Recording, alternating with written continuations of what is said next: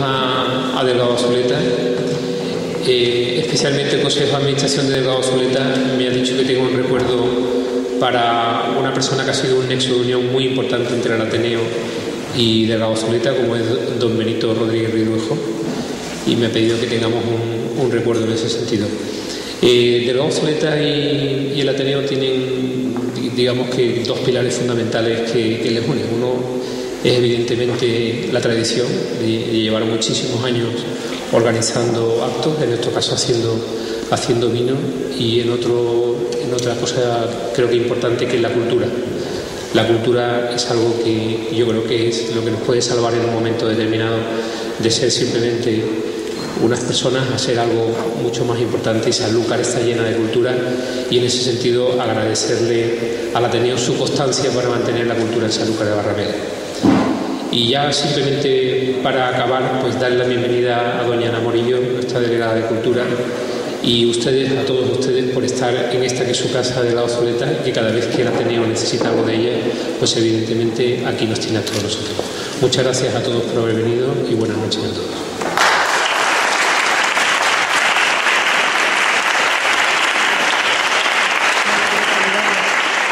Buenas noches, encantado.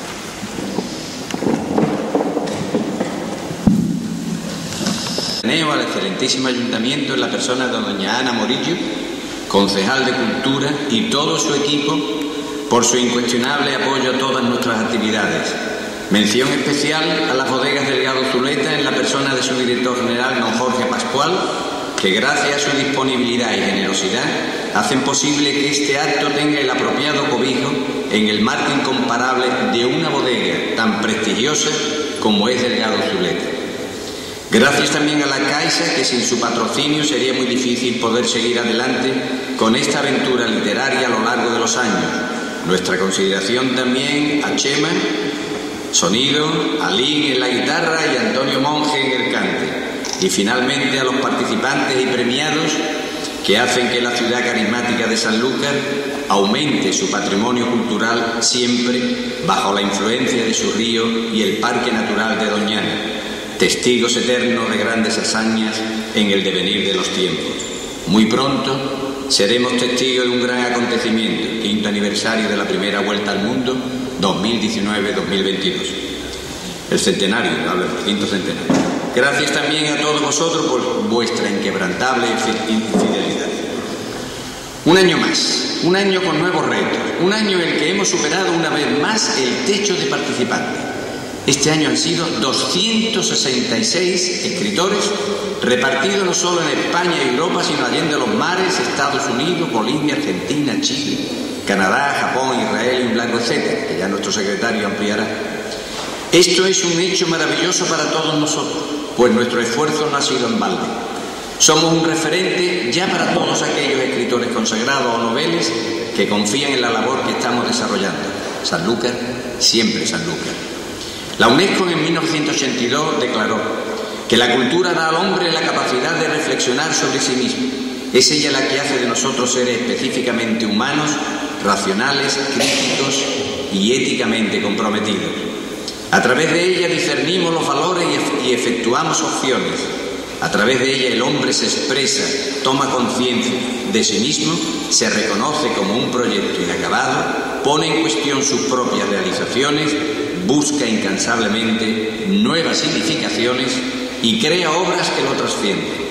Bien, sin embargo, el aumento de la cultura no significará llevar a todos al frente ni que todos se mantengan en un mismo nivel. La sensibilidad que se manifiesta primero en unos pocos, paulatinamente mediante el lenguaje en unos actos como este, irá manifestando su influencia a todos los otros miembros de la comunidad, al pueblo entero. Nos envolverá y arrastrará en la fructuosa búsqueda de nuestras señas de identidad, forjándonos a dar respuesta, a comprometernos con toda la realidad que nos rodea, rechazando todo lo que no nos ayude a sobrevivir con cierta dignidad. Todo lo que interesa al hombre es parte de él. Las palabras poseen carácter por sí solas. Son feas, hermosas, delicadas, ligeras, de peso o engorrosas, independiente de la manera en que se usan. El tema de un texto dicta una selección determinada de vocabulario. La mayoría de las expresiones humanas hablan de sentido, sentimiento, tono e intención. Hablamos para decir algo y cuando escuchamos esperamos que algo sea dicho. Usamos las palabras para dirigir la atención de nuestros oyentes hacia un determinado estado de cosas, para presentar algunas cuestiones a su consideración o bien para sugerirles pensamientos sobre ello. ¿Por qué leemos? ¿Por qué escribimos? ¿De dónde parte esa sensación que nos oprime y nos fuerza a comunicar a borbotones nuestros sentimientos, nuestras querencias y nuestras pesadumbres, cobijándonos en una ficción alimentada por nuestra propia experiencia de la vida? La respuesta es obvia. Es que queremos sentirnos vivos y que los demás sean testigos activos y creativos de nuestra apasionada búsqueda de un algo que, aunque efímero, dé sentido a nuestra existencia. Vosotros, los escritores, habéis alterado nuestra vida con la suerte o el infortunio, la grandeza o la miseria de vuestros personajes. Nos habéis provocado la zozobra y la intranquilidad de saber que lo leído, vivido o no, se puede imaginar tan cerca que a veces no sabemos si son ellos los protagonistas o somos realmente nosotros quienes sugerimos con nuestras vivencias las historias que allí se fabulan. Las historias que contáis son algunas veces confesiones llenas de soledad y abatimiento. En otras ocasiones esgrimen la búsqueda de un amor valiente y estimulante. Las más son retazos de la rutina diaria de hombres y mujeres que, sin saberlo, quieren mostrar su rebeldía ante tanto fracaso y desconsuelo por alcanzar la felicidad. Por favor, no dejéis de escribir. Muchas gracias.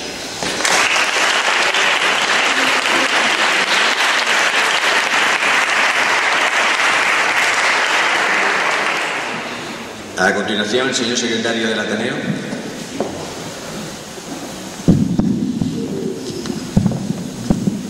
Bueno, hace 60 años exactamente se fundó este Ateneo, gracias a don Manuel Barbadillo. Estaba ya don Benito Rodríguez Ridruejo, don Antonio Tallafigo Pascual, don Manuel Romero Rodríguez y una serie de sanluqueños que hicieron posible que hoy estemos nosotros aquí. Por eso yo quiero recordarnos ahora. También hace 270 años que se fundaron estas bodegas. Nos gustan los números redondos, pues ahí los tenemos. Las procedencias, como muy bien ha dicho el señor presidente, pues han sido muy variadas este año. Solamente quiero estadísticamente, la comunidad autónoma con más participación ha sido Cataluña. Es decir, existe un porcentaje casi de entre Madrid un poco y Cataluña casi igual en participación. Me refiero además no solo a Barcelona, sino a todos los pueblos de Cataluña, lo cual la verdad que lo digo sin ironía, lo digo con eso que gracias a esa comunidad a la que todos queremos tantísimo en estos años con estas dificultades que hay, que todos sabemos. Y en cuanto a participación del extranjero, pues este año ha habido, por ejemplo, algún trabajo que ha venido de Miami, de Düsseldorf en Alemania, de Argentina suele también colaborar bastante gente. Es un país que produce, Argentina siempre hay un grupo de escritores que participan perfectamente con nosotros. Y también quería decir que a mí me produce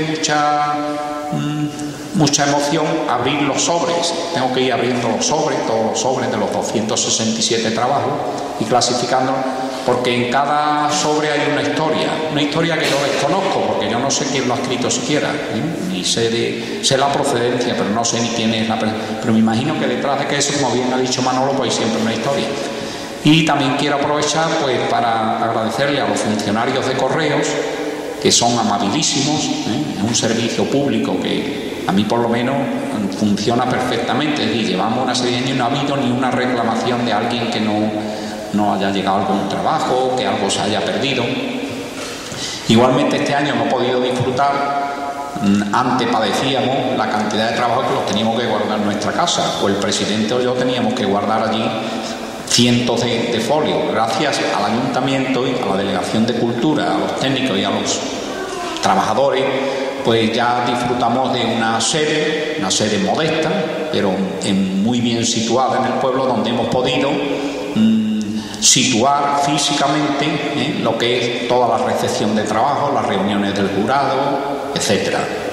Por lo tanto, este año, al cumplirse los 60 años, pues creo yo que estos señores que fundaron el Ateneo se encontrarían muy contentos y muy satisfechos de ver que 60 años después el Ateneo sigue vivo y además con proyectos de futuro, con deseos de continuar. Nada más.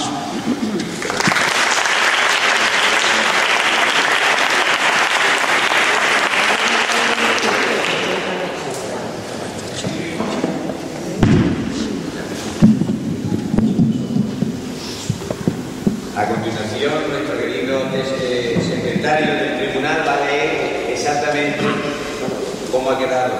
Buenas noches. Efectivamente voy a dar lectura al acta de jurado en su 23ª edición.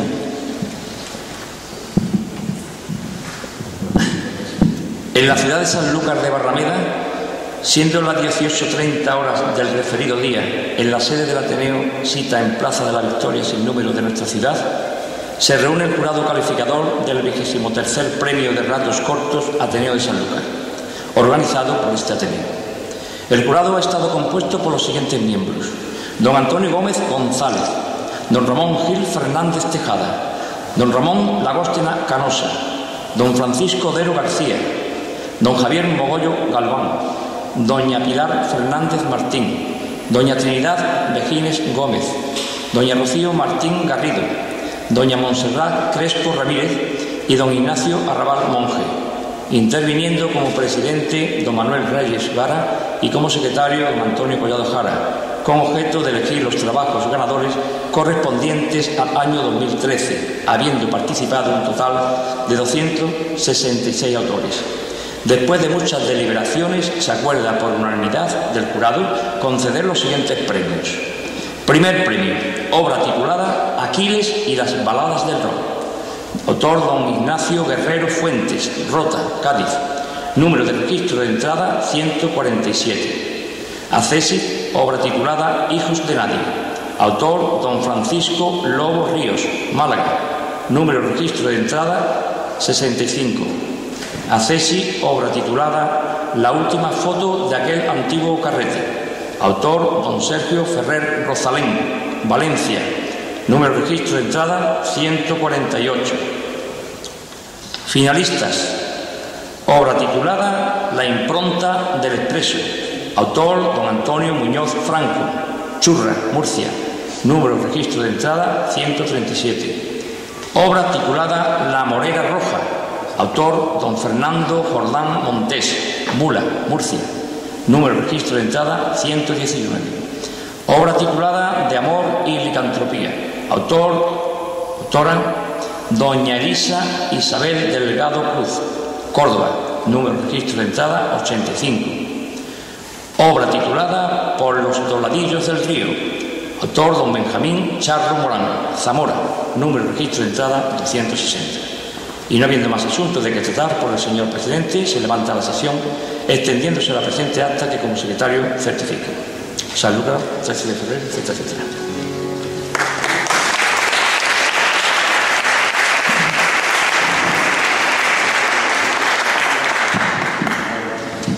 A continuación vamos a tener la suerte esta noche de escuchar de nuevo a Lin y a un nuevo cantador que dentro de sus habilidades no conocía yo que tenía este tipo también, nuestro querido Antonio Monge.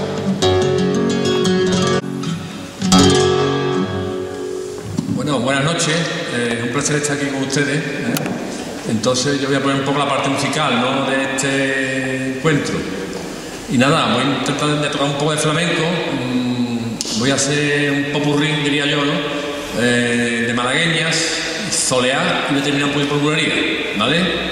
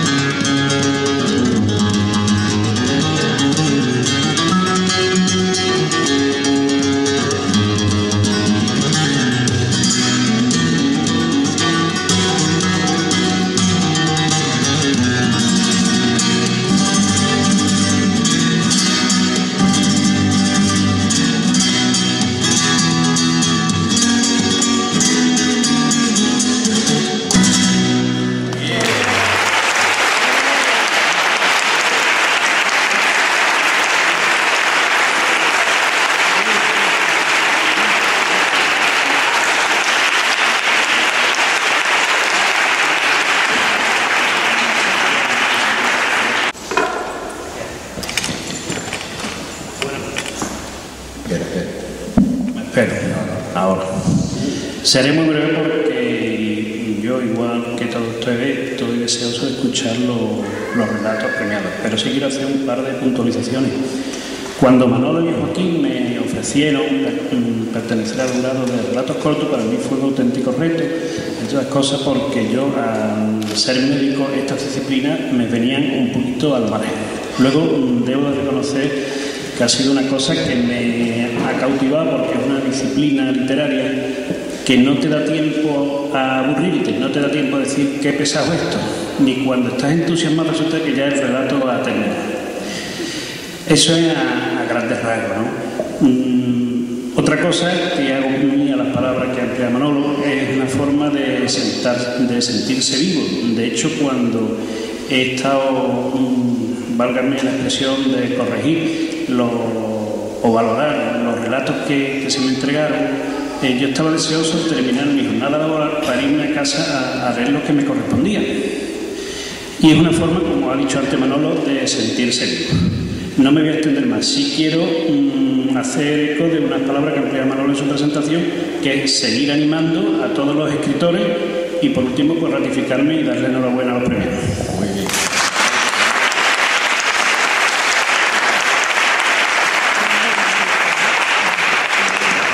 A continuación, Ramón Lagóstena va a leer la biografía de nuestro primer premio, Ignacio Fuentes Guerrero. Ignacio Guerrero Fuentes.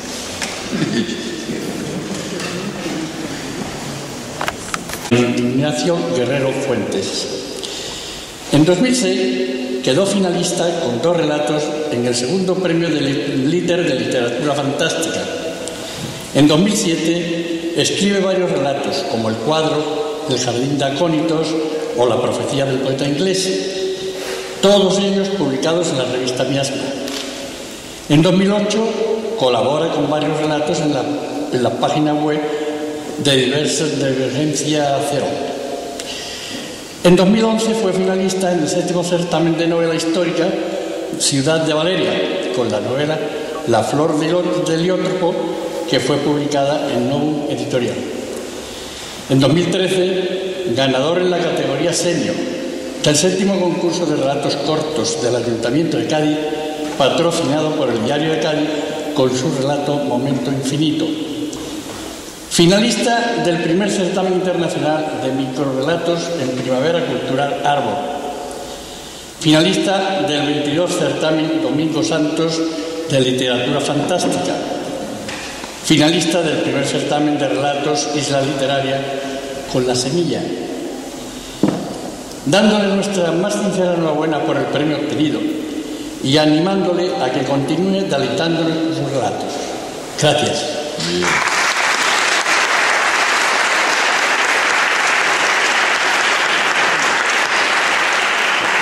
Él ha sido también miembro del jurado, por eso es... Bien, a continuación, don Ignacio Guerrero Fuentes, por favor.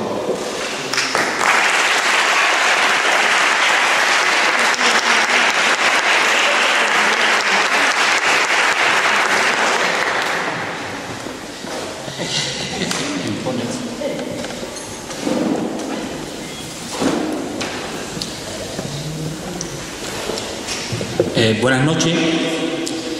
En primer lugar, quisiera agradecer al Ateneo la organización de este certamen literario, Manuel Barbadillo, que cuenta esta noche su 23ª edición. Agradecer también la asistencia al acto de todos los presentes, a mis familiares y a mis amigos. Este relato, Aquiles y las baladas de Rock, cuenta una historia 1000 veces contada ya. La guerra de Troya, evento que canta Homero en su poema épico La Ilíada. Más concretamente se centra en aquella rapsodia donde se cuenta el combate singular que tiene lugar entre el gran héroe griego Aquiles y el héroe troyano Héctor. No obstante, a la hora de redactar esta escena mítica consideré oportuno realizar algunos cambios. Por lo pronto cambia el desenlace del capítulo, como ahora podrán escuchar. Además de ello, me he tomado la libertad de incorporar elementos extemporáneos que, como extemporáneos que son, nada tienen que ver con la época en la que se desarrolla la guerra de Troya. Quiero ante todo avisarles de que el relato tiene una buena dosis de surrealismo y he procurado revestirlo con una pequeña pátina de humor. Bueno, este es uno de los maravillosos poderes que a mi modo de ver tiene la ficción literaria: reinventar las historias, darles un vuelco, buscar otras tramas, otras justificaciones y otros, ¿por qué no, finales, ¿no? Tampoco quería comenzar la lectura de este relato sin antes decir que Aquiles y las baladas de Roque está inspirado en una antología de relatos de la colección Calembé, El bombero de Pompeya, del autor gaditano Miguel Ángel García Argüez.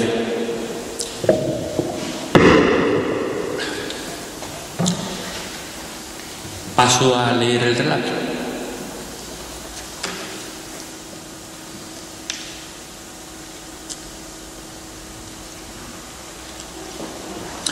Aquiles y las baladas de Roque. Aun a riesgo de pecar de inmodestia, me atrevería a afirmar que ya por aquel entonces mi carrera como aedo gozaba de enorme prestigio entre los próceres de la sociedad aquea. Tanto esto era así que mi condición de férreo defensor de la causa argiva no fue óbice para que el mismísimo rey de Troya, el anciano Príamo, conocido a uno y otro lado del Ponto por el delicado paladar con el que degustaba todo tipo de odas y epopeyas, me invitara a Ilión y me encargara la excelsa tarea de crear un bello poema épico que ensalzara la gesta del pueblo teucro en la cruenta y ya pesadita guerra de Troya. Llegué a la ciudad asediada el infausto día en el que el hijo del rey, Héctor Priámida, el de tremolante casco, daba trágica muerte a Patroclo Nemestiada, el más amado del divino Aquiles, el mejor de entre los aqueos. A este día le siguió otro no menos desventurado, cuyos acontecimientos me dispongo a recitar en esta rapsodia. Ese día, Helios y Perión lucía rabioso en la bóveda celeste, y ni una sola nube osaba atenuar sus hirvientes lenguas doradas. El aire era un vaho flameante y turbio en el horizonte, y las alimañas se apresuraban a ocultarse entre las aristas del pedregal en busca de sombra, y las zancudas cigarras, con el desquiciante frotar de sus élitos resecos, interpretaban una sinfonía de chiflados para los recalentados moradores de aquel erial. Siempre fui pobre de cabellos, así que los dedos amarillos de Helios me abrasaban el cartón al menor descuido, descosiéndome rimas y parábolas tan pronto los graciosos hados las esbozaban en el hueco de mi cabeza, así que, con el único propósito de preservar la altura poética de la obra, me compré un bonito gorro de playa. Lo conseguí a un precio excelente, y es que los tenderetes de Troya estaban liquidando todo el género en esos días, y era una pena desaprovechar la ocasión. Sin embargo, Príamo Dardánida, olvidando tal vez que mi humilde persona estaba allí en calidad de invitado, me rogó que prescindiera de semejante aderezo, argumentando que desluciría la escena épica que tendría lugar a continuación. Y dicho esto, el ilustre rey de los troyanos tomó mi coqueto gorro, lo miró con fingido desapego y se lo enjaretó en su regia cabeza sin añadir ni mu. Además del anciano Príamo, allí estaban su esposa, la virtuosa Hécuba, dos de sus hijos, el bello Paris y el leal Déifobo, y dos de sus nueras, la fiel Andrómaca y la bellísima Helena, además del resto de teucros y teucras de rezongantes peplos, todos ellos refugiados tras los hermosos baluartes como cervatos asustados.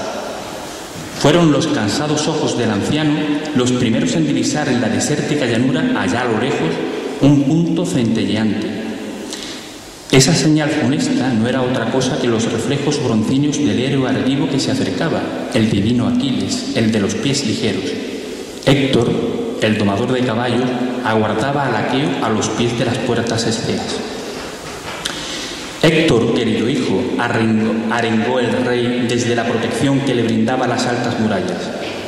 El hijo de Peleo ya viene, y si no me engañan los ojos, viene corriendo, que ya le vale. Gran gloria te depara el destino, oh valiente hijo mío. Oh Héctor, como el león que caza al jabalí para alimentar a sus cachorros, así quisiera que tus garras de acero y nácar rasgasen a tiras la piel del semidios.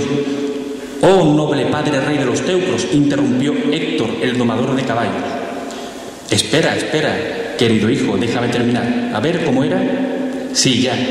Mas debes tener presente que Aquiles, caro a los dioses, es vigoroso y goza de la protección de Atenea, la de los ojos de lechuza. ¡Oh padre, rey de los teucros!, interrumpió por segunda vez su hijo. Espera, Héctor, enseguida acabo, hombre. Oh funestos hados, ¿por qué dotasteis al Pelida de tantas y tan poderosas virtudes? Su fuerza es legendaria entre arcadios, corintios y tebanos, y su destreza en el terrible Fresno no tiene parangón. Incluso la aguerrida Esparta teme sus huestes de mirmidones. Oh noble padre, rey de los teucros, insistió terco el héroe troyano. Joder, Héctor, me estás fastidiando el tono épico. Siempre me haces lo mismo, macho. Luego, recolocándose el gorro de playa y moderando un poco el tono de su voz, añadió: a ver, ¿qué quieres, oh hijo amado? Pues que me preguntaba yo que tal vez mi sabia madre tenga razón. ¿Tu sabia madre?, dijo el rey mirando a Hécuba. Oh sí, tu sabia madre, claro. ¿Y qué dice tu sabia madre? Textualmente sí. Que si lo que quiere Menelao, amado de Ares, es a la puta de Helena, pues que se la demos y allí paz y después gloria. Ahora también soy una puta, soltó la joven espartana mirando a su suegra. ¿No bastaba con lo de víbora altanera y jactanciosa? Bueno, así al menos no desentonaré con la realeza, ¿no, amada suegra? Tienes la lengua suelta, querida. Deberías dejar esa costumbre tuya de trincarte un chupito de anís antes del desayuno. ¿No te sienta bien?, contestó Héctor. Helena buscó apoyo en Paris, pero este parecía encantado con el combate dialéctico. La cosa prometía. No era la primera vez que esas dos intercambiaban pullas. Ante la pasividad del joven, Helena volvió al ataque, cargando esta vez contra él. No, si ya me lo advirtió mi prima Aspasia. Cuando ese pruebe tu dulce breva, si te he visto no me acuerdo. ¿No ves, prima, la cara de chulo que tiene? Y vaya si tenía razón la Aspasia. Mi hijo un chulo, se indignó Hécuba. Pero si es un angelito, un alma de cántaro, has sido tú quien lo ha liado todo, que ya me conozco a las de tu clase, buscona. Buscona yo, pero si Menelao tiene más tierra, más oplita y más corceles. Tu hijo es un desgraciado que me engatusó con su piquito de oro y su culito prieto. Ya vale, explotó Príamo. Y lo ridículo del gorro de playa en su cabeza contrastó con el tono autoritario que había empleado. Esto en lugar de la corte de Troya parece una mancebía gaditana. Aclaremos la situación. A ver, Helena, ¿no quieres volver con Menelao? Nos evitaríamos todos muchos problemas. ¿Pero qué dice usted, hombre? Después de todo este lío, el rubio Menelao me trataría como a una vulgar odalisca. Pero si te quedas aquí es posible que nos maten a todos, a ti también. Oh, honorable padre, que estoy aquí todavía y Aquiles se acerca. Enseguida estoy contigo, Héctor. Y dirigiéndose otra vez a Helena, el rey de los teucros dijo: pensándolo bien, de nada serviría entregarte a los aqueos. Antes de ayer tal vez, pero tras la muerte de Patroclo, el litigio lo tenemos con el divino Aquiles, el de los pies ligeros. Y ligero viene, oh padre amado, dijo Héctor mordiéndose las uñas. Creo que no tenemos alternativa, prosiguió Príamo, y en voz alta, para que su hijo allá abajo se enterara también, sentenció: nos limitaremos al plan inicial. Esto lo tenemos que dirimir en combate singular. Héctor soltó un bufido y siguió masticándose las uñas. Gilipollas, murmuró Hécuba. ¿Perdón, amada esposa? Aunque estoy seguro que Príamo había oído el comentario perfectamente. Oh, nada, admirado esposo, dijo ella, aunque no se esforzó en parecer convincente.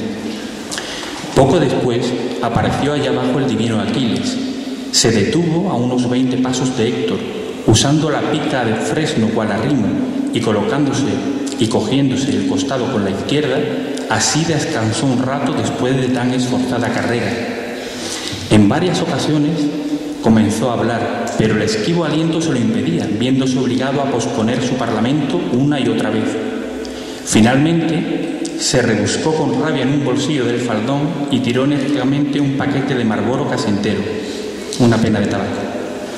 Alguien que no conociera al divino, tras la lectura de estas humildes líneas, podría no entender por qué aquel hombre, el mejor de entre los aqueos, infundía tanto temor entre la tropa teucra. Es más, le podría costar creer que inspirase siquiera cierto respeto. Sin embargo, no debemos olvidar la estampa impresionante que presentaba el hijo de Tetis, la Nereida esposa de Peleo. Bastaba la contemplación de la terrible pica de fresno de mortal punta, o el resplandor del bronce que protegía su torso, o el rico labrado de sus grebas, o el refinado repujo geométrico del poderoso escudo, o el yelmo de 4 abolladuras en cuya cimera ondeaban al viento bellas crines de oro.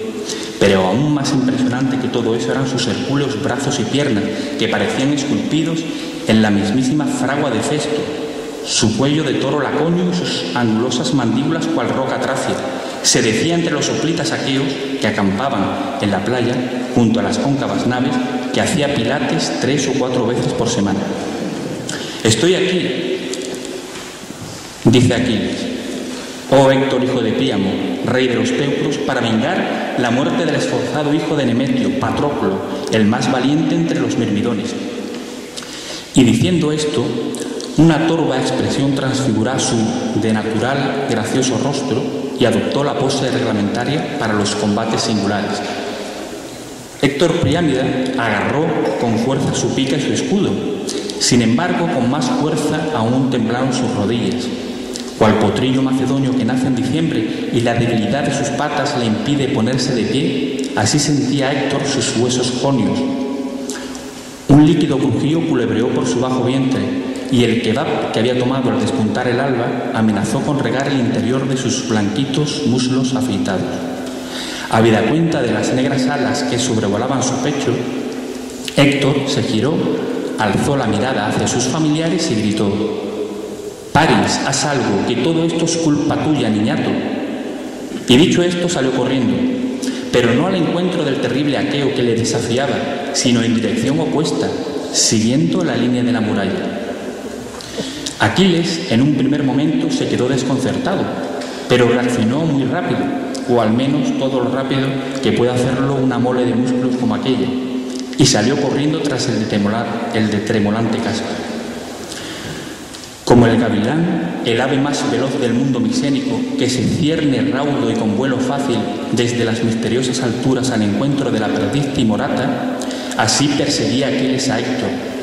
Como el lobo de las llanuras dóricas que, con un trote incansable, lleva hasta la extenuación al cornudo ciervo atolondrado, de ese modo el aqueo instigaba al teucro. Aquiles, una acechante mantis o una pérfida araña. Héctor, una mosca a la fuga o una palomilla asustada. Indudablemente, todos estos epítetos y todas estas metáforas y comparaciones hacen que se enciende la sangre en las venas de mortales e inmortales, y queda muy bien en una tragedia o en una oda épica. Pero el asunto es que todo eso no refleja lo que en realidad sucedió. Aquiles era lento, como lentos son los bostezos de Morfeo. Probablemente el sobrenombre con el que era popularmente conocido, el de los pies ligeros, era más bien el producto de la ironía o de cierta dosis de crueldad infantil que la descripción de ninguna cualidad del héroe. El caso es que la carrera de aquellos dos prohombres en torno a la ciudad amurallada fue un espectáculo lamentable, uno con el estómago suelto y el otro que no podía con su alma de semidios. Este último, de vez en cuando, se inclinaba para coger una piedra que lanzaba al teucro con saña al elegante grito de «Detente si tienes huevos, troyano cabrón». Por supuesto, el teucro no solo no detenía su huida, sino que la emprendía con mayor convencimiento, mirando hacia atrás de tanto en tanto y agarrándose al faldón con tan poca dignidad como acierto. En aquella alocada carrera pasaron por delante de los huertos que llenaban las despensas de los teucros en tiempos de paz. También pasaron por los lavaderos de piedra, donde las bellas hijas de los troyanos iban a lavar sus vestidos mientras, con arrebolo y tímidas sonrisas, hablaban de sus amores tempraneros. Permanecieron así un buen rato, el uno huyendo y el otro más fuerte persiguiéndole, pero lo que Héctor desconocía en aquella delirante huida era que su hermano, el guapo Paris, tal vez expoliado por sentimientos de culpa, había decidido hacer algo por él. Sacudido repentinamente por una idea brillante, había bajado corriendo a sus aposentos. Cuando subió, Héctor y Aquiles ya habían dado 3 vueltas a las murallas de la ciudad y daban pena solo mirarlo. Paris había vuelto a la muralla con un bulto y un sirviente le acompañaba con otro bulto igual de voluminoso. Eran 2 enormes bafles, Los colocaron entre las troneras y lo conectaron a un equipo hi-fi muy caro. Paris introdujo un CD y poco después sonó a todo volumen uno de los temas favoritos de Héctor, el Don't Cry de los Guns N' Roses. Un solo de guitarra se derramó por toda la llanura, sorprendiendo al rey y a la reina, a las nueras y a los hijos, a los teucros y a los aqueos, pero también a las serpientes y a los grillos, a los ratones y a los conejos. Unos segundos después, la voz pausada de Al Ross se materializó en el aire, rasgando los doseles translúcidos que empañaban aquella tarde caliente. Los dos hombres, sorprendidos también por la música poderosa que llegaba a sus oídos, amainaron el ya de por sí ridículo ritmo, hasta que se detuvieron. Héctor miró a Aquiles y pudo ver que, como él mismo, también estaba hecho migas. El semidios se sentó en una piedra y Héctor, 10 o 12 pasos más allá, le imitó. No podían correr un metro más. A partir de ese momento, las horas, al igual que los temas, fueron sucediéndose calmosamente. Civil War, Alone, Love Bites, I Still Loving You, Is This Love, The Flame, etc. Todas eran baladas de rock. Se trataba de un recopilatorio de los 80 grabado por Héctor en un lamentable arrebato de nostalgia. Mansamente, las postreras horas del mediodía fueron dando paso al atardecer. Un velo azafranado fue extendiéndose desde la mitad occidental del cielo y el aire comenzó a refrescar agradablemente. Los dos guerreros fueron abandonándose a una suerte de molicie, arrullados por la armonía de las notas, por las imponentes voces de rockeros legendarios, por las soberbias baterías y por las vibrantes acordes de bajos y guitarras. Metidos ya en las lentas penumbras, cuando apenas porfiaban entre las nubes de poniente unos tenues retazos sanguinolentos, comenzó a sonar una bella tonada de los Dire Straits, el impagable tema Brothers in Arms. Aquiles, para sorpresa de Héctor, que se había quedado medio traspuesto y no se había enterado de nada, se sentó a su lado. Sin mediar palabra, el semidios comenzó a liarse un porro. Se lo encendió con un cipo que le había regalado el difunto Patroclo y clavó la mirada en los reflejos del metal. Los mortecinos rayos de helios le arrancaban refilones de luz anaranjada a las aristas del preciado objeto. La voz de Mark Knopfler se coló entre los herrajes de su yelmo dorado, vertiéndose por sus oídos y empapando su espíritu de héroe predestinado.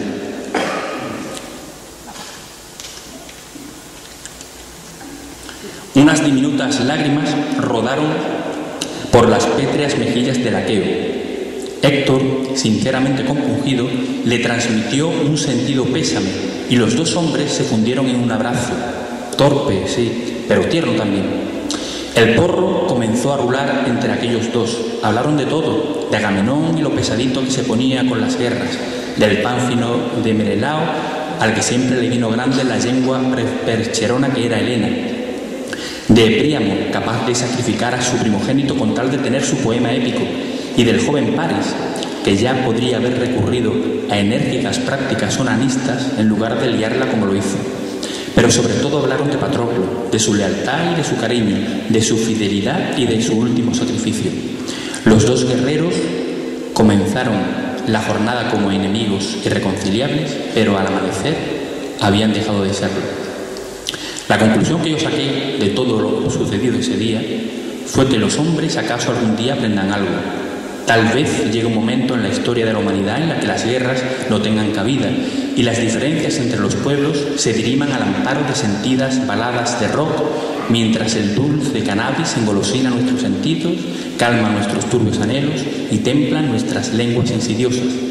Es posible que eso sea lo que nos aguarda el futuro, o tal vez no. También es posible que sea la imbecilidad del hombre el atributo que con más fuerza prospere y que en el futuro nos dediquemos a construir mortíferos cazas y poderosos submarinos nucleares y se diseñen carros de combate más eficaces y fusiles de corto alcance más precisos y que se instalen por todo el mundo enormes bases militares y modernos escudos antimisiles. Incluso podría suceder que el grado de tontuna humana alcance cotas tales que nos lleven a inventar armas de destrucción masiva y que nos la arreglemos para justificar todo tipo de guerras dolorosas y absurdas por el interés de unos pocos. En fin, el misterioso futuro hablará por sí mismo.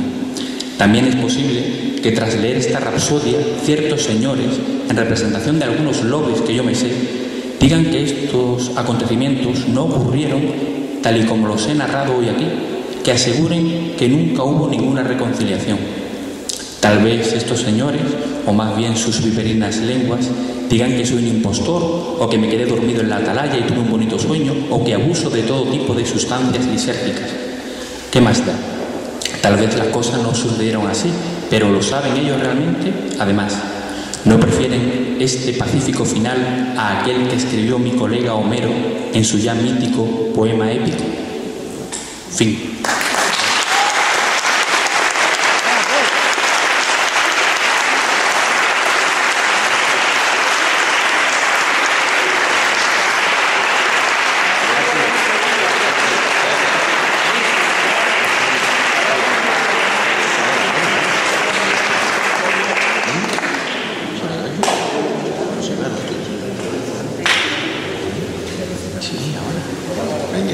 A continuación vamos a hacer entrega del premio, indudablemente, a nuestro querido Ignacio. Antonio, por favor.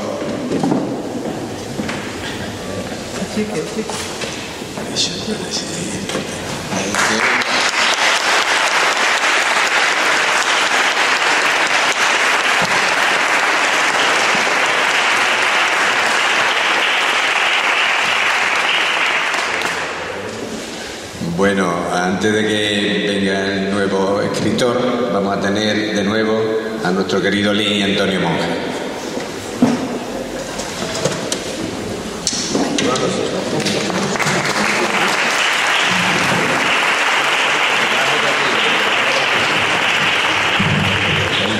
Ahí están los dos.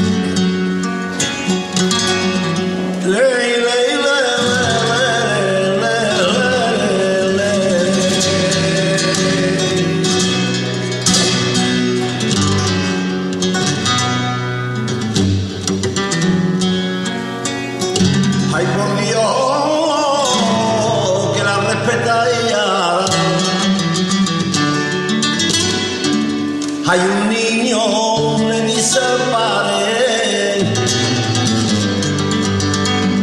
por Dios que la respetara, que está enfermita perdida y es la pobre de mi madre que se la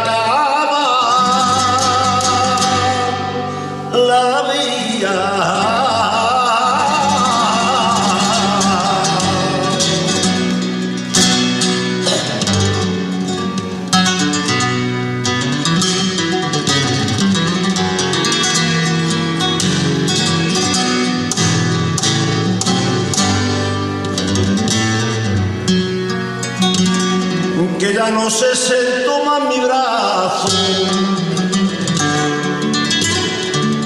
Ay, porque creí que tú me amabas,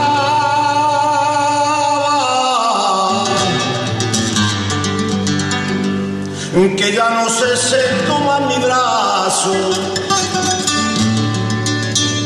pero me di cuenta bajito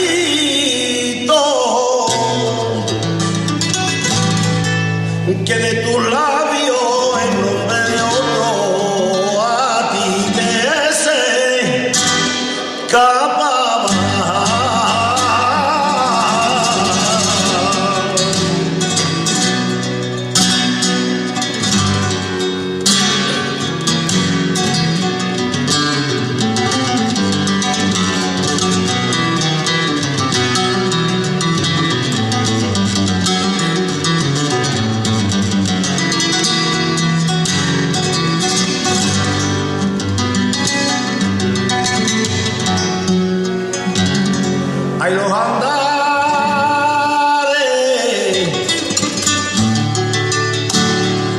pelo, me gusta el pelo.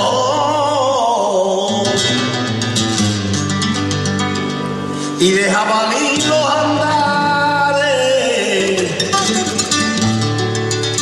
de las perdices el vuelo, y de la sierra hay los arales, y de Andalucía el cielo.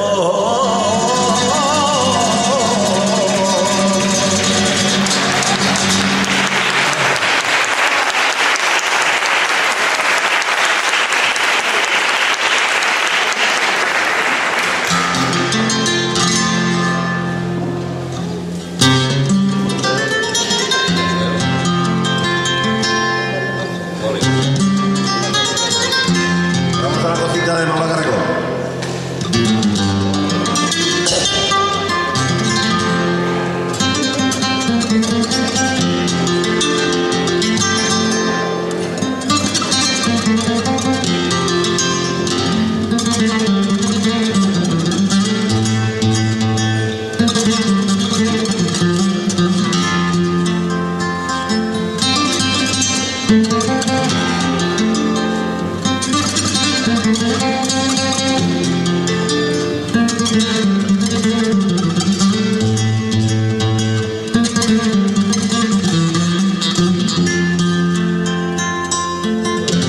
Carcelero, carcelero,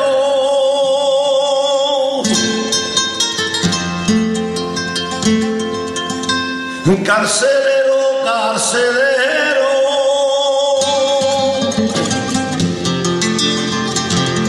¿por qué no abre puerta y cerró? Ay, ay, ay.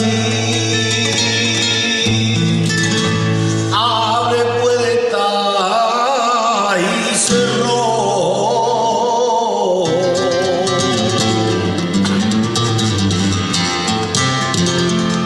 Porque no quiero perderme. Ay, porque no quiero perderme. Por culpita de un oso. Ay, ay, culpita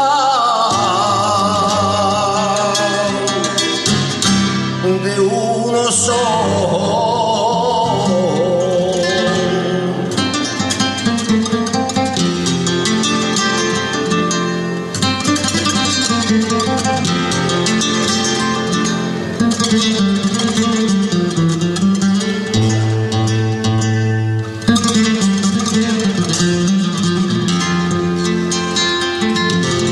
Ando por la calle solo,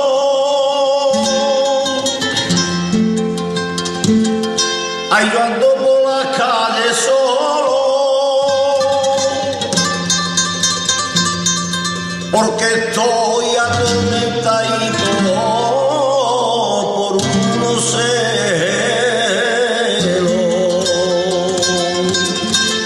Ay, atormentado por los celos,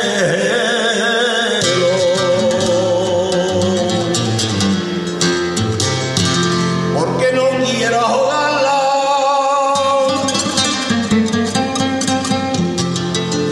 Ay, porque no quiero ahogarla con la trenza. Ay, de Ensayos y cuentos. Ha sido galardonado con los siguientes premios de poesía y relato. Accesi del certamen Victoria Kent. Primer premio en el certamen de poesía Rodríguez Pastor. Premio Nacional de Poesía Ciudad de Getafe. Primer Premio Nacional de Poesía Valor Humano, Nueva Acrópolis. Primer Premio Certamen de Poesía Azacar. Segundo Premio del 45º Certamen Literario de la ciudad de Alhama de Granada. Accesi en el Premio Joaquín Lobato 2007 de Vélez, Málaga, Poesía. Finalista del certamen literario Las Fuentes de la Edad, Valladolid, relato. Segundo premio del certamen literario Fernando de Ballesteros, Ciudad Real. Premio Nacional de Relatos Alaurín de la Torre, séptima edición. Accesi en el 24º Premio Joaquín Lobato de Vélez Málaga, relato. Finalista en el Certamen Internacional de Relatos Corralejo. Accesi en el 23º Premio de Relatos Cortos del Ateneo de Sanlúcar de Barrameda. Segundo premio en el 15º Concurso de Relato Breve Saturnino Calleja. Muy bien, estupendo.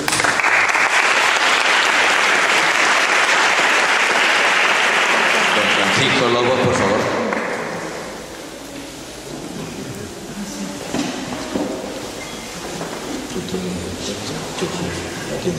Sí, sí, claro. Hola, buenas noches. He hecho cerca de 300 kilómetros para estar esta noche con ustedes y merece la pena. Como habrán visto por mi currículum, he asistido a varios, ya 14, y generalmente se encuentra uno con muy poco público, porque esto de la lectura, esto de la poesía, está quedando para minorías. Por eso me alegro mucho de verlo aquí esta noche. El relato que os voy a leer ahora se podría decir, más que basado en hechos reales, es fiel reflejo de la realidad. Recojo experiencias de mi paso como director de lo que antiguamente se llamaba un reformatorio de menores. Allí llevan a los chicos hasta los 14, 16 años. A los 16 años tienen edad penal y pasaban a la cárcel. Imagínense ustedes a un chico con 18 años, 16, 17, menos de 18, entrando en una cárcel donde hay gente que dura 20 y 30 y lo utiliza como si fuera su mujer. Nos reunimos en Madrid y acordamos crear unas cárceles para jóvenes entre 16 y 18 años. En el relato aparecen palabras altisonantes porque, claro, el que la cuenta es un chico. Aparece la palabra, por ejemplo, parguela, que es lo peor que se le puede decir a uno de estos chicos. Incluso también en una cárcel tampoco se puede decir mucho parguela. Si tú le dices a uno maricón, pues no se enfada. Si le dices hijo de puta, pues le resbala. Si le dices parguela, se endemonia. Otra palabra que se utiliza mucho es jibia. La podría encontrar, por ejemplo, en Leopoldo María Panero. La obra completa aparece mucho. También en los manicomios. Leopoldo María Panero vivió casi toda su vida en el manicomio de Mondragón. Ya no se llama manicomio, ahora se llama eufemísticamente centro de salud mental. Y eso significa maricón también. Y por último, cuando la gente se refiere a ley pura, está hablando de la droga sin cortar, droga pura.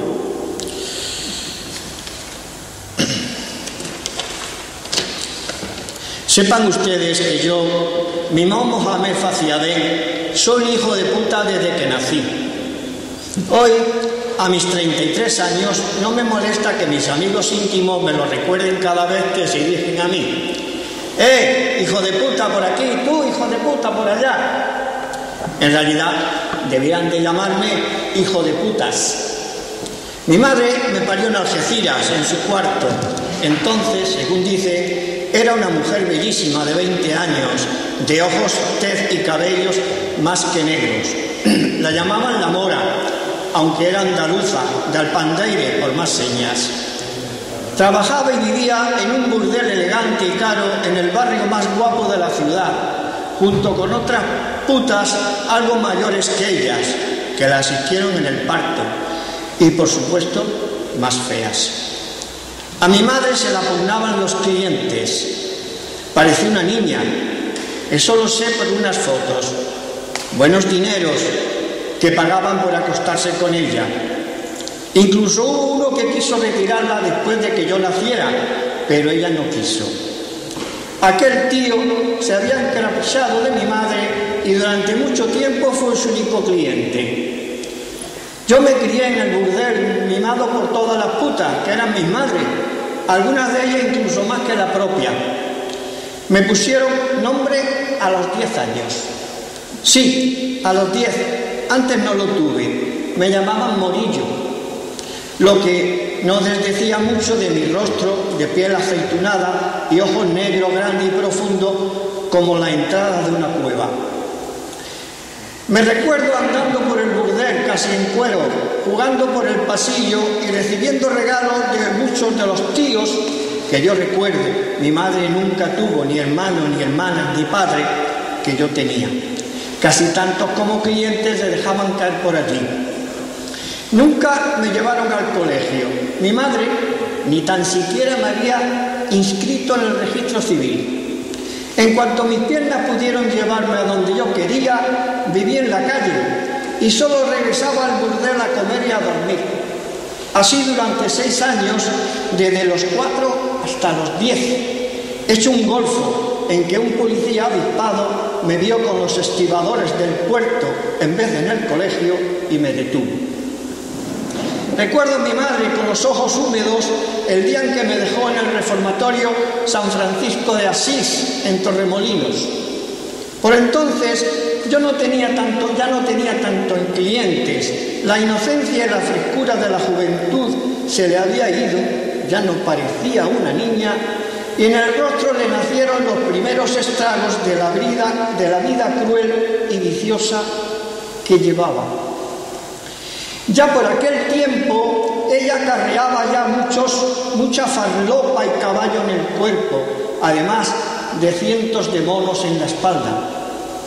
Con la piel de sus brazos lleno de bucos de tanto chutarse, se podría haber hecho unos coladores. La vi alejarse en un coche negro hacia Barcelona, con un cachorro chulo que la llevaba al barrio chino de esa ciudad. Nunca regresó, aunque fuese para verme.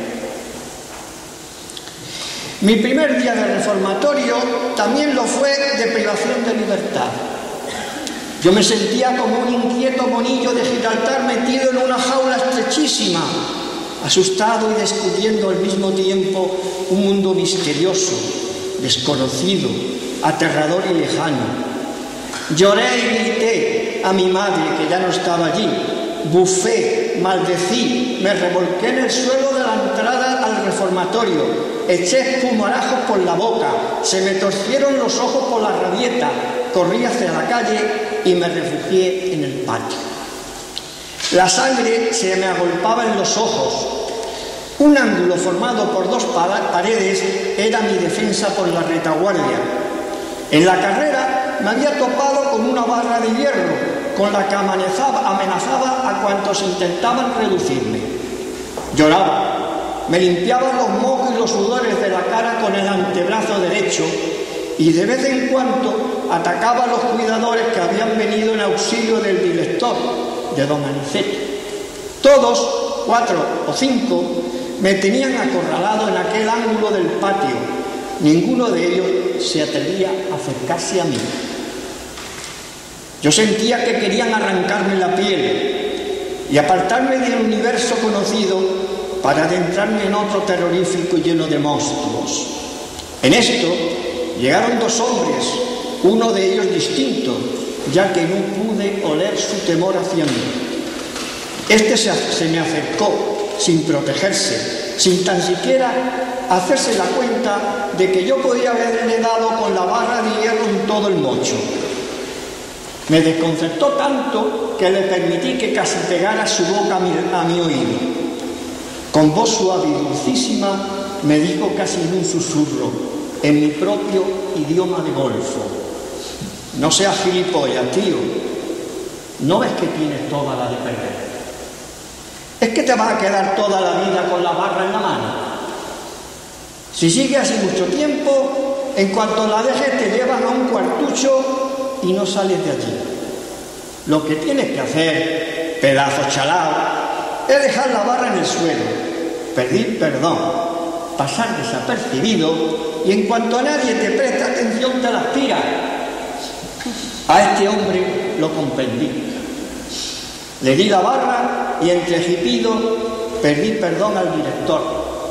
Entonces el hombre sin miedo me echó su brazo sobre el hombro y juntos nos encaminamos hacia el interior del reformatorio. Don Francisco, dijo el director, no se lo lleve usted, que he de castigarlo. ¿Qué mayor castigo que el que tiene, don Aniceto, no le parece? Le repuso el primer amigo que yo tuve. Me lo llevo a clase, continuó diciendo en tanto nos adentrábamos en el reformatorio. Eran de las 3 de la tarde. Fue mi primer día de escuela. Bueno, mi primera tarde durmiendo en el colegio. La pasé dormido sobre el pupitre. 3 días después, todos nos bañábamos en la piscina. Era a últimos de julio. Salté la valla y me escapé hacia la vida. Únicamente llevaba puesto un bañador. Acababa de cumplir 11 años. Caminando siempre que pude por la playa, robé ropa y cualquier cosa que se le pudiera llevar uno a la jeta y llegué hasta Algeciras. En el puerto estaban cargando unos camiones en un barco grandísimo. En los bajos de unos de ellos llegué a Melilla. No pude salir del puerto. Me detuvieron y se encargaron de llevarme de nuevo al reformatorio. La rata, el chuleta, el pirao, la niña, el cateto, el pringao, no creo que tuvieran otros nombres. Y si lo tuvieron, nunca los oí decir.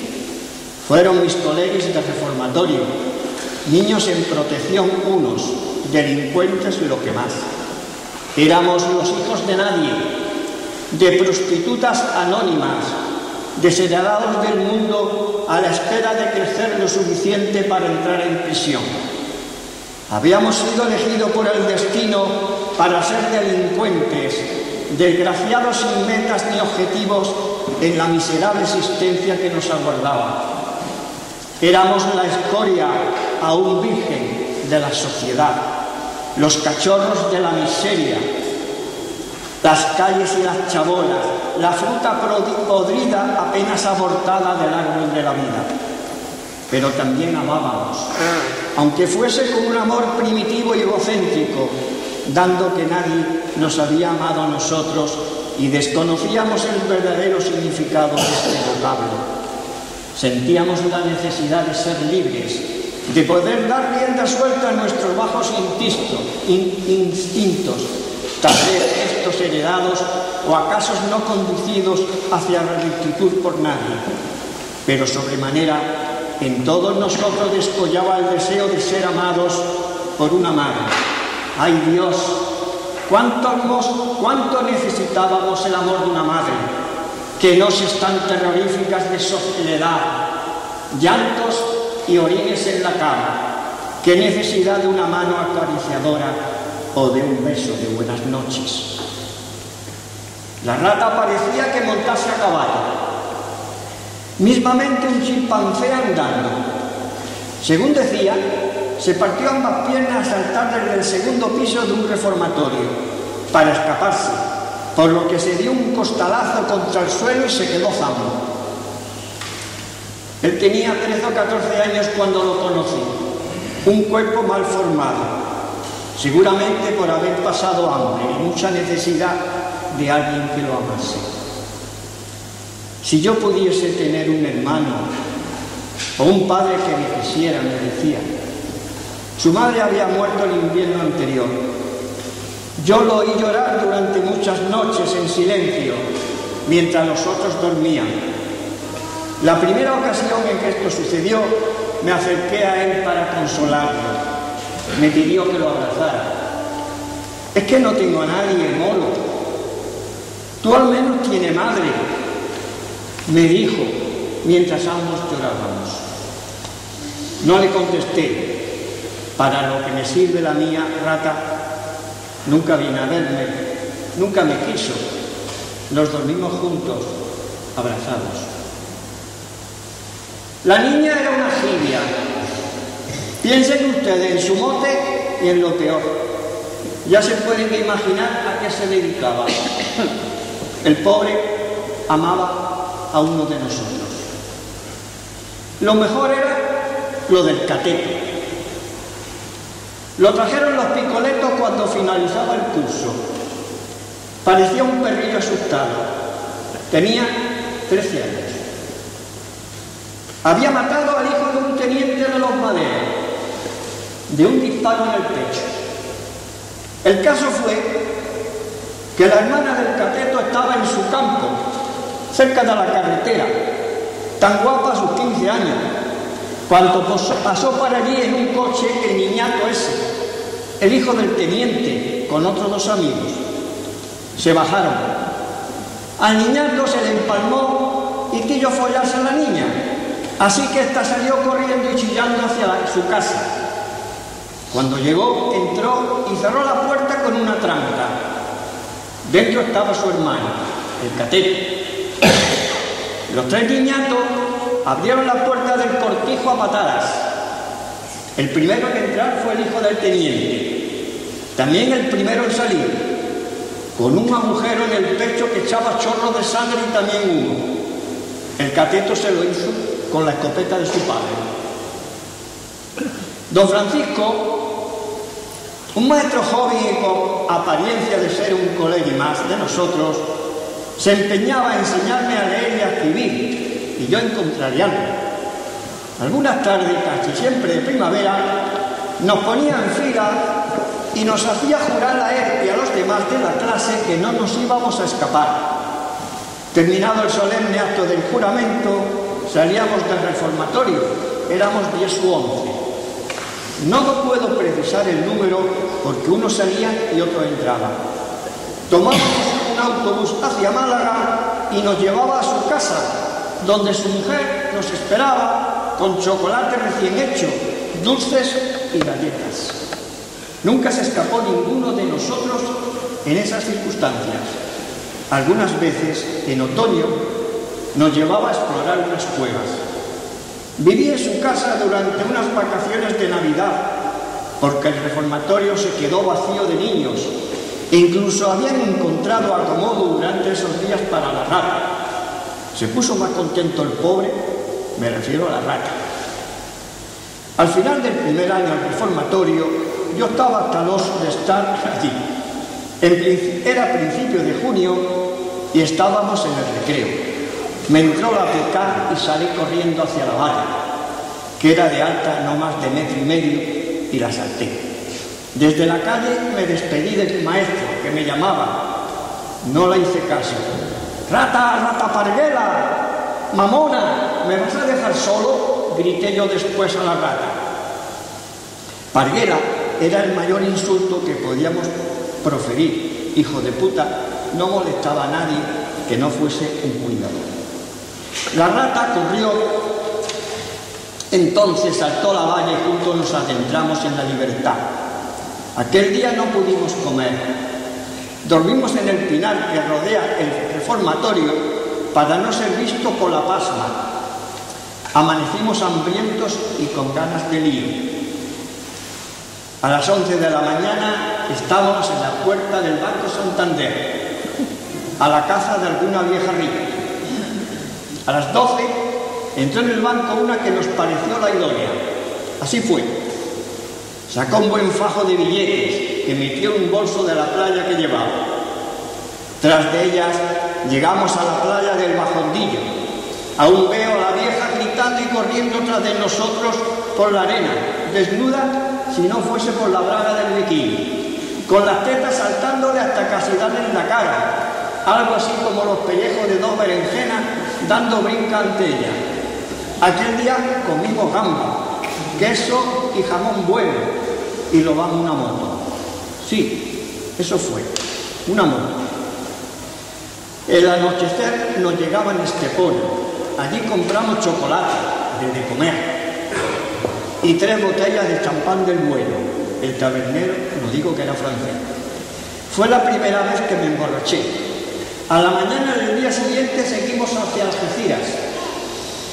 Al entrar en la ciudad, la moto iba a toda leche, por lo que llamamos la atención de la Palma, 2 picoletos, que siguió tras de nosotros y las cagamos.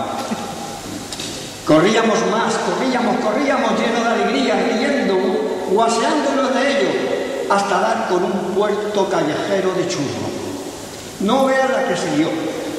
Todo el aceite por los suelos, el churrero gritando, 3 coches patinando cuesta abajo, por la acera, y lo mejor de todo, los 2 picoletos, que ya estaban a punto de cogernos, tirados por el suelo, agarrados a los manillares de sus motos, chorrándose por la calle abajo. Jamás me he reído más en mi vida. En el cuartelillo me dieron un par de hostias. Me la tenía merecida.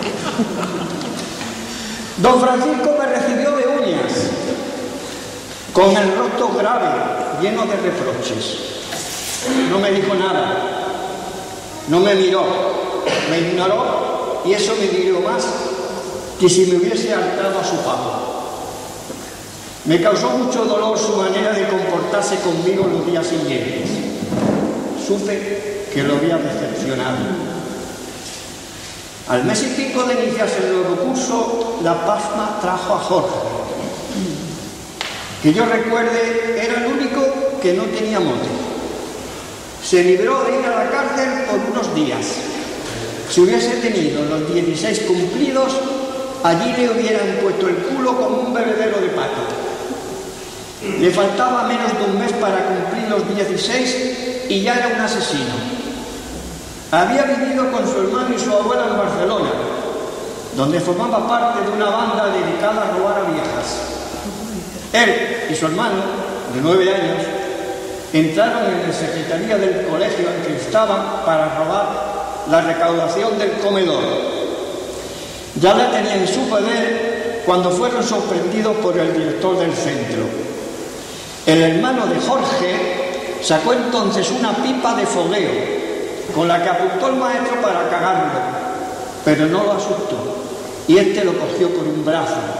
Jorge defendió a su hermano y cortó al director las venas del pescuezo de 2 tajos que le dio con una navaja. Vamos, que le cortó el cuello, el maestro se desangró y la espichó allí mismo. Jorge nunca fue colegui de nadie, nunca tuvo amigos en el reformatorio. Parecía un fantasma mudo y distante, como si su mente viviera en otro sitio. La primavera siguiente nos calentaba la sangre. Al finalizar la segunda de estar yo allí, la rata, el tirado y yo nos largamos del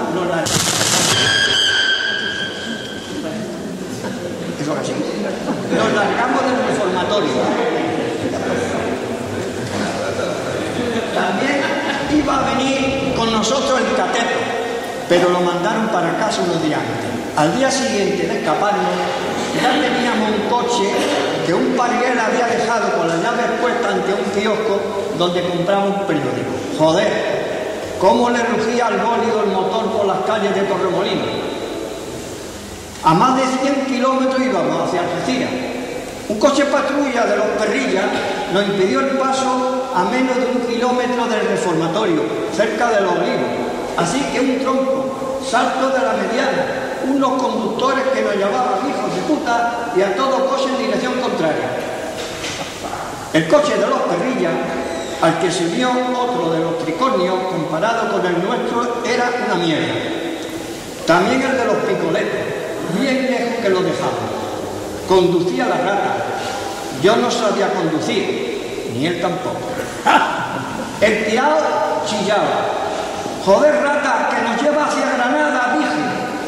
Cualquiera daba la vuelta. Otros coches de Las Palmas se habían unido a los 2 primeros. Se veían a unos 100 metros detrás de nosotros, con las sirenas cabreadas. Nosotros encantados, muertos de risa. ¡Pisa la cebolleta, rata! ¡Ga, ga, ga! que enfrente tenemos un control, échale el coche encima, que se aparten esos, que se jodan.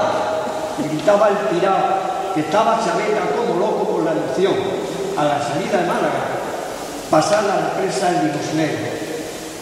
Supe mucho después que el control era para terroristas de ETA, que días antes pusieron una bomba no sé dónde, en la playa, creo. Rebasamos el control a más de 200 por hora. El coche rugía. Los conos de señalización de la carretera volaban. Nosotros reíamos. No hay la ráfaga de tiro con que nos siguió la Palma, tomándonos por terroristas. Pero sí los puf en la rueda al pasar por los pinchos. Antes de que el coche diera 3 tumbos, después, nada. Desperté 3 días más tarde en un hospital. La rata lo hizo mucho tiempo después, medio chaveco. Lo trajeron al reformatorio. Nunca más volvió a hablar. Tampoco sabía quién era ni dónde estaba. Uno de las balas le había entrado por la cabeza y lo había dejado así. Lo sacaron del reformatorio un mes después de haber salido del hospital. Nunca más supe de él. Mucho más podría contar del reformatorio, mucho y guapo, pero no acabaríamos nunca. En él me tuvieron hasta los 18 años. Después trabajé de peón de albañil, de camarero, de parado, siempre de parado. No tenía estudio ni vergüenza. No sabía tratar a la gente. Era un inadaptado, un golfante que pasaba más tiempo en el cuartelillo y en la calle que en el apartamento que había alquilado, de donde la Palma me echó un mal día por no pagar el casero. Así que en la calle, sin dinero, sin trabajo, sin techo, me acordé de mi madre. Haciendo un texto, llegué a Barcelona. No me fue difícil encontrarla. Allí estaba, la pobre mía, haciendo la calle cerca de la Rambla, detrás del mercado La Boquería. No me dio alegría al verla, sino tristeza. No me atrevía a acercarme a ella, no. Tanto fue la lástima que despertó en mí que lloré. Joder, es que a sus 39 años estaba consumida, la pobrecita. Era un puro hueso, tenía la cara chupada, los dientes podridos, picados y rotos, los ojos y la mente como ausentes, como si sus ojos no viesen y tan solo pudiese olisquear a los que pasaban por allí. Era como un gatillo ciego, asustado, hambriento y lleno de pulgas. Las palabras que profería a todos los que pasaban cerca de ella fueron maullidos que me perforaron el alma. No quiero recordar más, no. Me produce mucho dolor. Mejor recordarla cuando aún era una persona, no una zombie llena de drogas. Terminaría aquí de contar. Estoy triste. Recordarla en aquel instante me puse por dentro. Me quema los ojos y el cerebro. Pero sigamos la historia. ¿Qué le vamos a hacer? Al fin me atreví a acercarme a ella. «Niño», me dijo, ¿quieres echarme un polvo? Tengo toda clase de mierda, falopa, caballo, chocolate. Me dijo, a mí, a su hijo, como a los otros. Mamá, le dije, yo con un vaho de lágrimas en los ojos. Sacó la mirada de la espesa nube en que estaba y apenas se inmutó.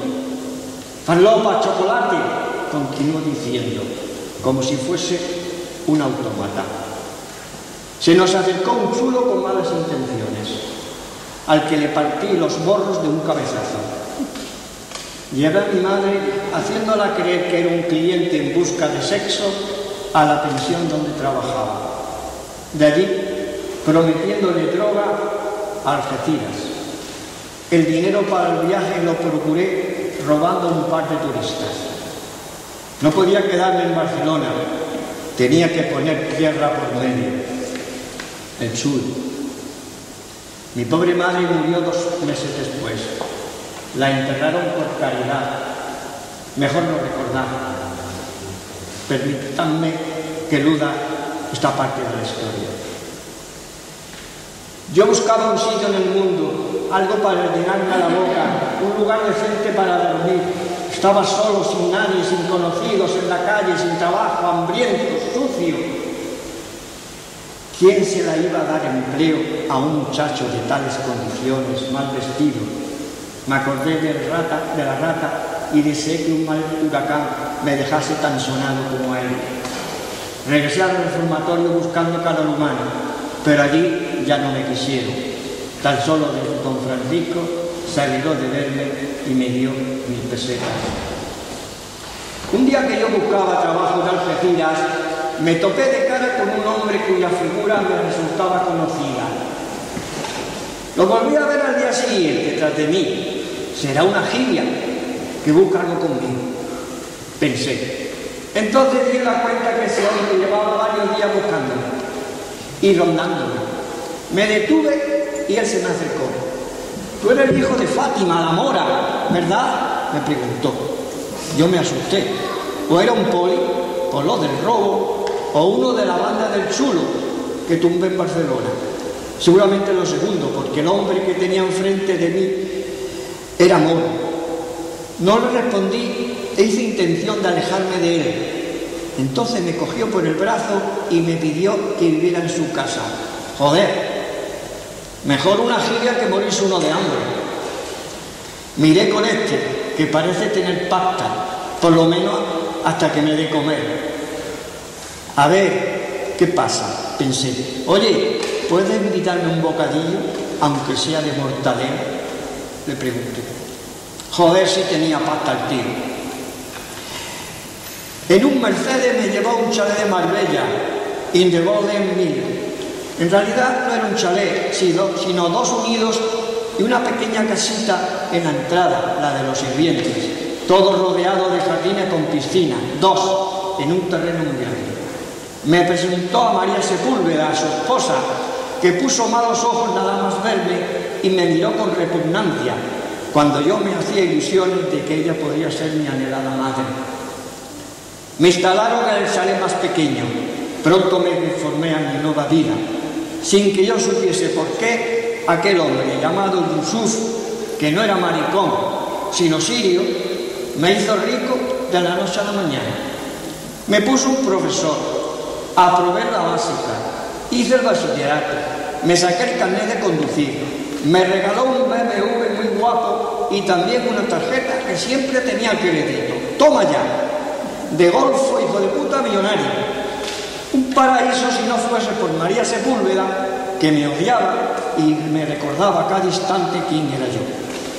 Supuse que, como no podía dar hijo a Yusuf, conocí a gente a la que salía la guita por las orejas. A la chusma esa de la Marbella, que por tener tanta pasta hay otros que, como yo fui, son unos desgraciados muertos de hambre. Les hice varios trabajos, por lo que me dieron una pasta gansa, sin currar yo nada. Yusuf había hecho pasta bajando al Moro, al principio de mula. Se compró un yate y otro, con el que traía chocolate de Marruecos y más tarde falopa o caballo que recogía en alta mar. Después, cuando ya estaba podrido de pasta, dejó el rollo, se hizo legal y se metió en el negocio de los coches de lujo, además de seguir comprando y vendiendo yates en Puerto Banús. Su mejor amigo se llamaba Isidro Duque de la Astría. No era duque, pero también tenía un montón de pasta gansa.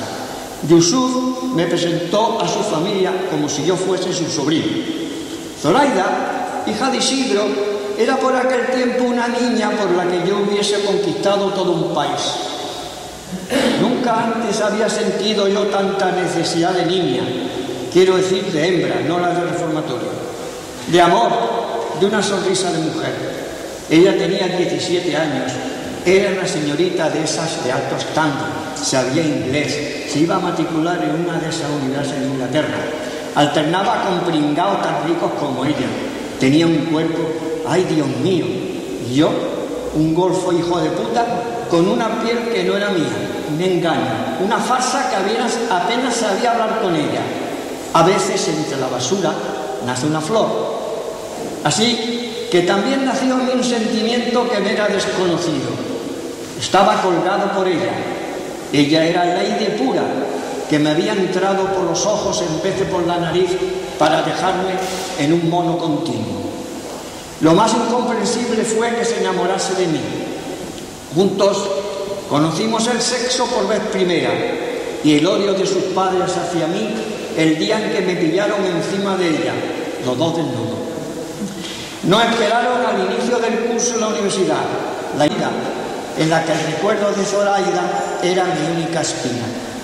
Un cáncer de mama se llevó a María Sepúlveda, de eso me enteré por unos amigos. Recibí la visita de un abogado. Me puse en guardia en cuanto me dijo su profesión, porque nunca me ha gustado esa clase de gente. Él tuvo que notar que deseaba echarlo de mi apartamento, por lo que me tranquilizó diciéndome que traía noticias guapas. Entre los papeles de María Sepúlveda se hallaron las últimas voluntades de Yusuf. Su esposa, que mediaba, había ocultado el último testamento de este, en el que yo era el mayor beneficiario. Supe que Yusuf fue el hombre que quiso retirar de la putería a mi madre. Él era mi padre. Me instalé en su chalet y me hice cargo de sus negocios. Ya por entonces estaba yo estudiando la carrera de empresariales. Alguien había venido a verme. Habían sonado las campanillas, luego era una persona conocida. Tengo dicho a la niña y al pirao, que ahora son pareja, que me lo hagan tañer cuando visite a alguien de los que yo quiero recibir. El portero automático solo suena en la casa de los sirvientes, donde ellos llevan viviendo años. Llovía ligeramente, como si el cielo estuviese llorando mi desgraciada soledad. Tenía lo que nunca podría haber ni tan siquiera imaginado el reformatorio, por el estar allí apartado del mundo, pero no era feliz. Seguía amando a Zoraida, a pesar de que no había tenido noticias suyas en 6 años. Miré hacia el jardín a través de los cristales del salón, donde me hallaba estudiando un tocho de microeconomía. Las gotas de lluvia resbalaban por ellos y me difuminaron la imagen de la persona que había llegado. Era una mujer de cabello corto, elegantemente vestida con un jovial pantalón muy ceñido y una camiseta de Krishnamurti. Llevaba un chubasquero amarillo y un paraguas rojo que le oscurecía el rostro. Anduvo por el sendero que da a la puerta de la casa, tal si una pasarela se tratase. Era una diosa, de formas esbeltas y culturales. Tenía algo de cielo, además de la fragilidad del ángel. Sonó el ding-dong de la puerta y me levanté a abrirla, no sin cierto fastidio. Zoraida, dije con estupor. Después no pude decir nada más. Nos fundimos en un eterno beso y en un fuerte abrazo. Ahora sé que es ser feliz. También lo que es el amor. Aún recuerdo a mi madre y a todos aquellos hijos de nadie que compartieron algunos años de vida conmigo. Ahora comprendo que estaba equivocado y que no todos habíamos sido elegidos por el destino para ser delincuentes, desgraciados sin metas ni objetivos en la miserable existencia que nos aguardaba. Éramos la escoria aún virgen de la sociedad, los cachorros de la miseria, las calles y las chabolas, la fruta podrida apenas abortada del árbol de la vida, a los que aún nos quedaba unas gotas de esperanza. Gracias.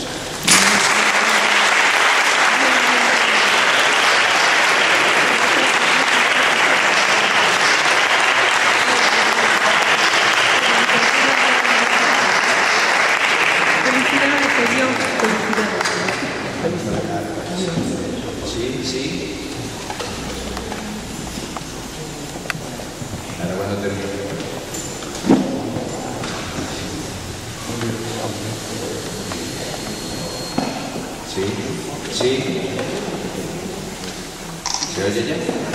Sí. Bien, ahora para finalizar, luego de dar nuestro diploma a los dos premiados, pero para agilizar un poco, porque veo que el público tiene un poquito de frío, nuestra querida que sea la escultura de la cena de la... ¿Vale? Buenas noches.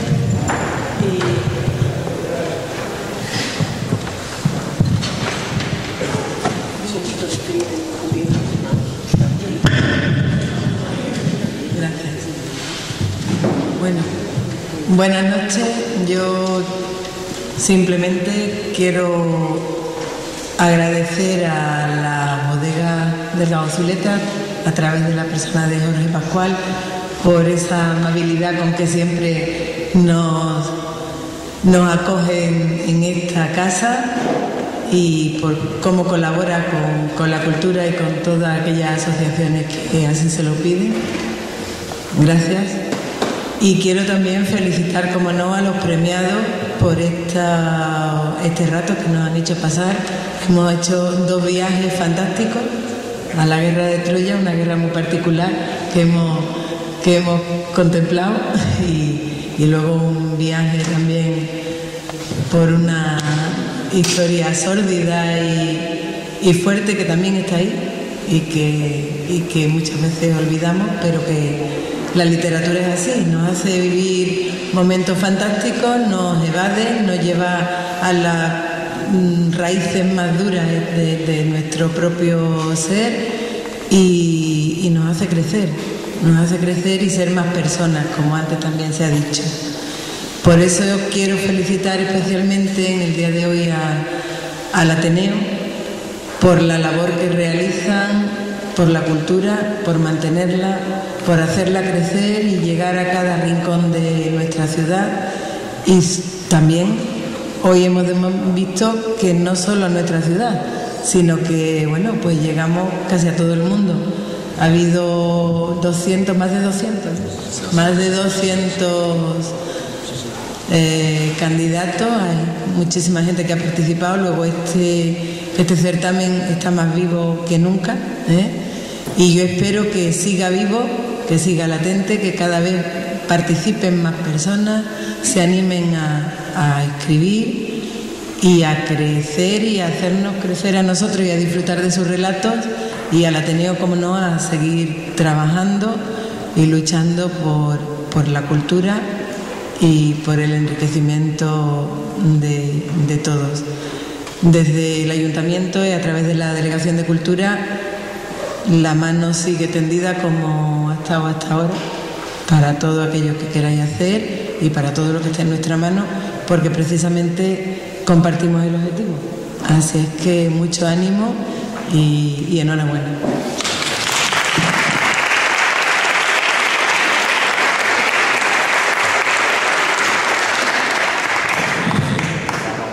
Vamos a ver.